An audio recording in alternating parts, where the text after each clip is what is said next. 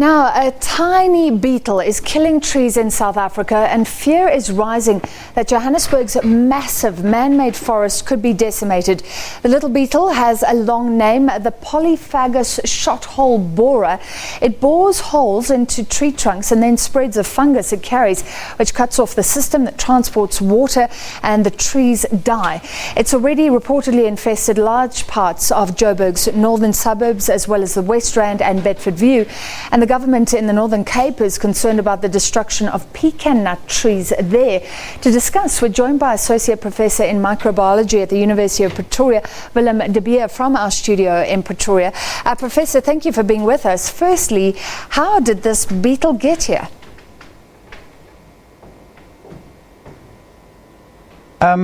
This beetle arrived in South Africa, we're not exactly sure when, maybe 5 or 6 years ago.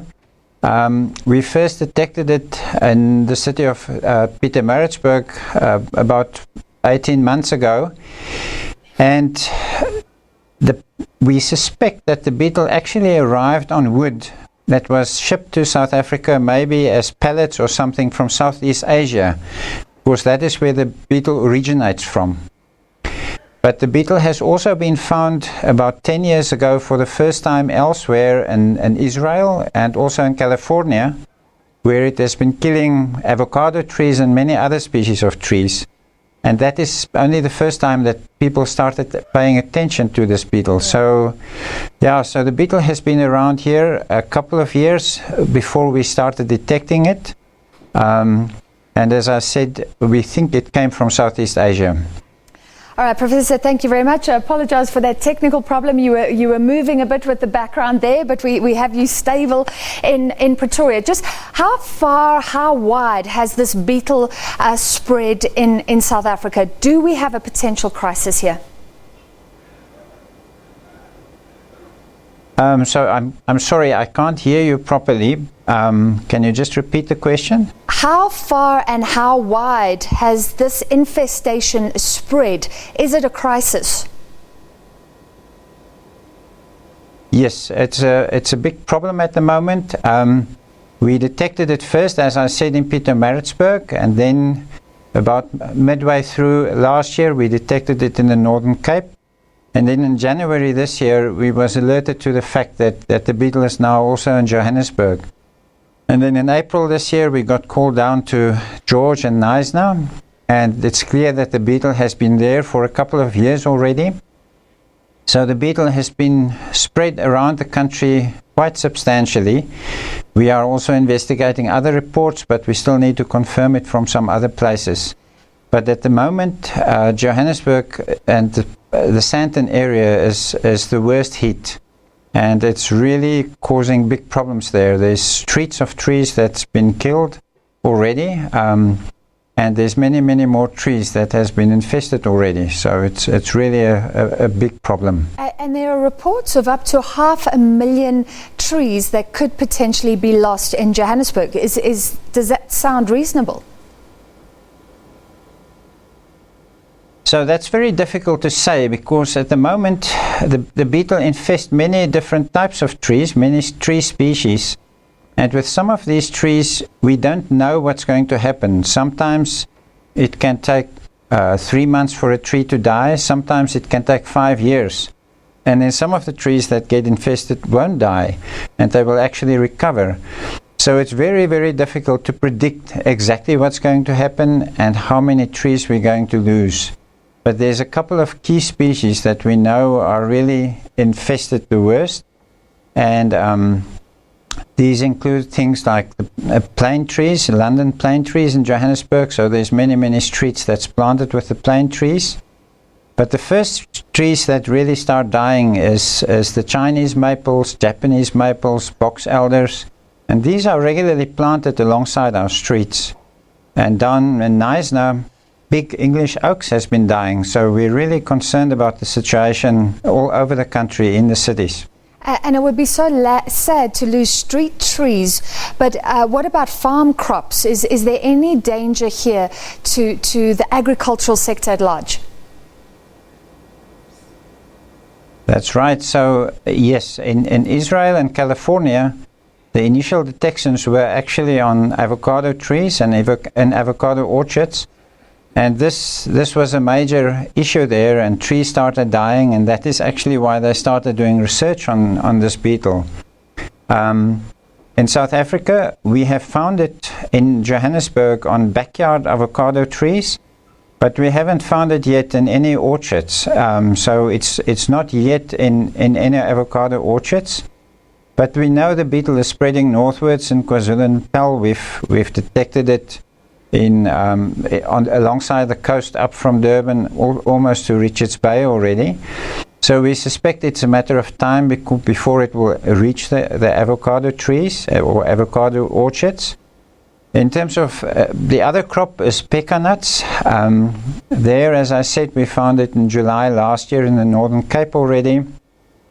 And there it's causing problems. We have a big project now running together with the Pecan Nut Growers Association, where we're actually trying to test different treatments and also try and monitor the spread of the beetle, trying to understand whether the fungus that is carried by the beetle will eventually kill these trees.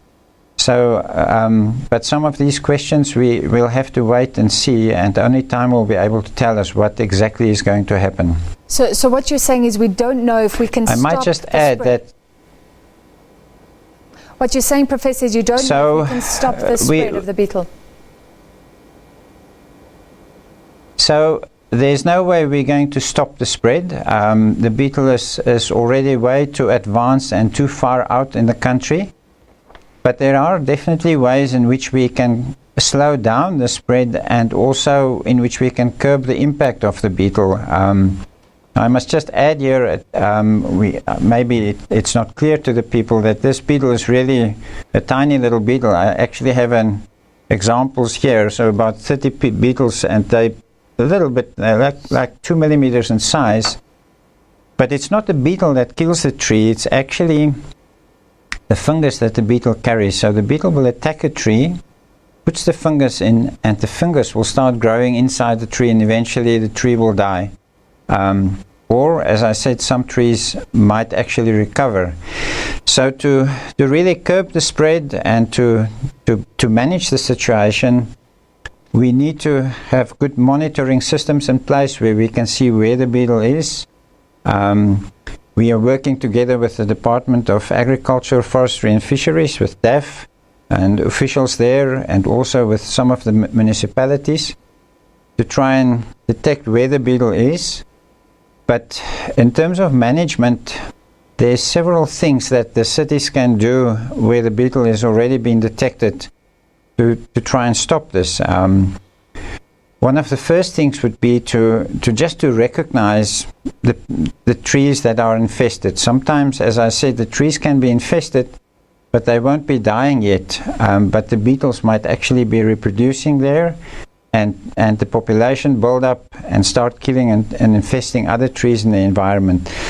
So the first aspect is definitely the training of staff. So that staff in these cities, and then also in terms of farmers and so on, can recognize when a tree is infested. Once that you can recognize an infested tree, you must try and distinguish between two types of infestations, and that is actually quite difficult to do, is to see whether the beetle is infesting, establishing, and breeding inside the tree. In other words, the beetle become more. In about half of the trees that we find the beetle infestations, the fungus established, but the beetle doesn't. So the beetle doesn't reproduce there.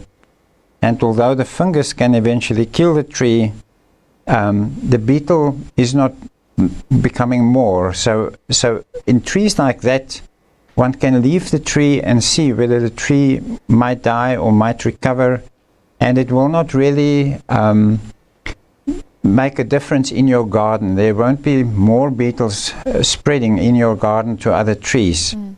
But in the group of trees that we call the reproductive house, where this beetle is really multiplying, this is a big problem. So because that tree then become a source of infestation for the environment.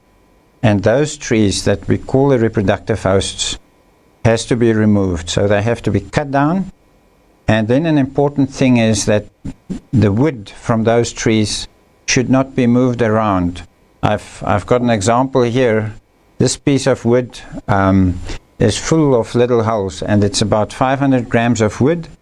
This is a piece of a tree that was cut down by an informal tree feller in Sandton, and the wood was cut up and it was sold as firewood to somebody in the Lanseria area, so about 30-40 kilometers away.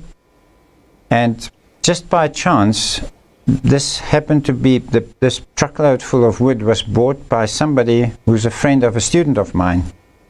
And the student told me, oh, his friend says they think they've got this thing. And I said, let's get a sample. And from this 500 grams of wood, we got 44 females out. Each female carries 30 eggs at least. And this means about 1,400 babies that come from this. So 3 weeks after the wood was bought by this guy in Lanseria, we went there, and just by chance, this pile of wood was dumped right next to an oak tree, and the English oaks are one of the susceptible trees. And within 3 weeks, that oak tree was already quite heavily infested by the beetle. And this is absolutely a wonderful example. It's a sad example, but a good example of how wood can spread this beetle. And this is one of the things that the cities really need to try and control, is when these trees are being cut down, is where should that wood go? For example, City Parks in Johannesburg has planted over the last 15 years in a wonderful greening project 250,000 trees in Soweto. Beautiful parks alongside streets. We went there in the beginning of, well, maybe in about April this year, and already the beetle has arrived there. And we're 100% sure that the beetle got there also through firewood, trees that was cut in Sandton, and the wood that was moved to Soweto. Sure. And so this is absolutely the first thing that needs to happen, is that the municipalities need to dedicate dumping sites where cut wood that was infested must be dumped, and then it must either be burnt or it must be chipped very fine and then composted. So fresh chips should also not be moved around, because there's about 5% of the beetles can survive in that chips. So it's really a management issue much more than anything else. Well, Professor, some academics are saying another that, thing in terms of control is not taking this seriously, that the authorities are not taking this seriously. Can you confirm that in Johannesburg, in the Sandton area, there is no safe place where you could take potentially infested wood? Sorry, I didn't get that question quite clear. Can you just repeat? In Johannesburg right now, if you have a tree that you think is infested, are you telling me there's no safe place you could take it to, that the authorities have not set that up already? No, I'm sorry, I cannot hear the question. The sound is a bit bad. But it sounds as if you're asking within Sandton whether one can actually treat some of the trees. Yes, take it to a safe place. If that is what the question is. No, I'm sorry, I can't. The sound is not good. I can't hear. Professor, let me try again. If you're in Joburg, is there a dumping site you can take these trees to? No, I can't. I can't hear. I'm sorry. There's. All right, what a pity. The professor was giving us such pertinent information. We'll have to leave it there because we've completely lost sound to him, it seems. But some academics are saying that in Johannesburg this should be taken much more seriously. For example, so he was saying a lot of focus on the Sandton area, but where can you take those trees? If you think you have one of those infested trees, he says cut it down, but it has to be dealt with carefully after that. We'll stay on the story and we'll follow up with the professor or with somebody else early next week, we hope, if possible.